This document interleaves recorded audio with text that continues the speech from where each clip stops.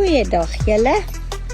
Ons is hier by Duiker Eiland saam met Madrie en Sunay en ja, ons leer vandag van perde en perdry en opsaal en allerhande sulke goed te doen wat ons nie geweet het nie.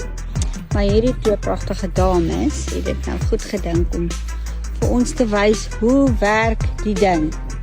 Jy weet, ons weet nie, so ons is nooit te oud om te leer nie.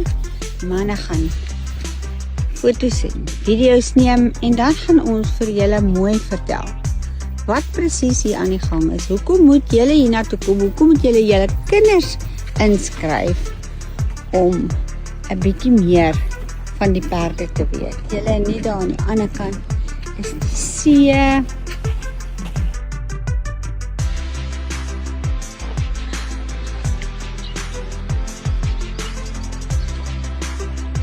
Okay, kom hulle terug julle.